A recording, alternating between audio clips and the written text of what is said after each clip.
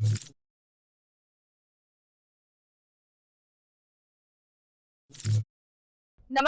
હું છું પ્રિયા અને તમે જોઈ રહ્યા છો જનતા કી જાણકારી ન્યૂઝ।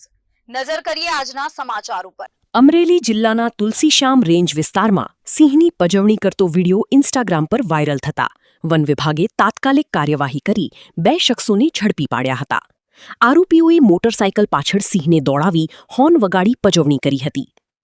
વન વિભાગે ટેકનિકલ સર્વેલન્સના આધારે શિવરાજભાઈ માંજરિયા અને રણજીતભાઈ વાળાની ધરપકડ કરી હતી।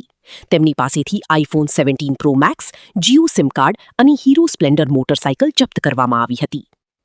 આરોપીઓ સામે વન્ય પ્રાણી સંરક્ષણ અધિનિયમ 1972 હેઠળ ગુનો નોંધી ખાંભા કોર્ટમાં રજૂ કરાતા કોર્ટે 2 દિવસના રિમાન્ડ મંજૂર કર્યા હતા।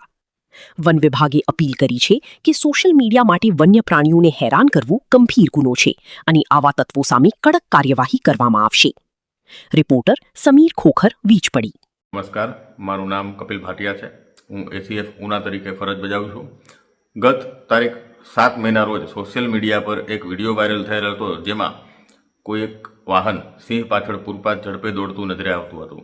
આ બનાવની ગંભીરતાને ધ્યાને લઈ ગીર પૂર્વ વન વિભાગ ધારીના ડીસીએફ શ્રી વિકાસ યાદવ સાહેબ દ્વારા આ ઘટનાની ગંભીરતાને અનુલક્ષીને એક તપાસ સમિતિની રચના કરવામાં આવેલ હતી।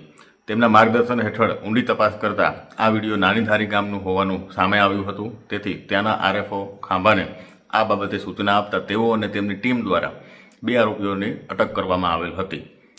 ત્યારબાદ આજરોજ 11/5/2026ના બંનેને ખાંભા કોર્ટમાં રજૂ કરતા 2 દિવસના રિમાન્ડ પણ મળેલ છે, જેથી આ બનાવ અંગેની વધુ ઝીણવટભરી તપાસ થઈ શકે। વધુમાં ઉમેરવાનું કે સિંહ પજવણી એ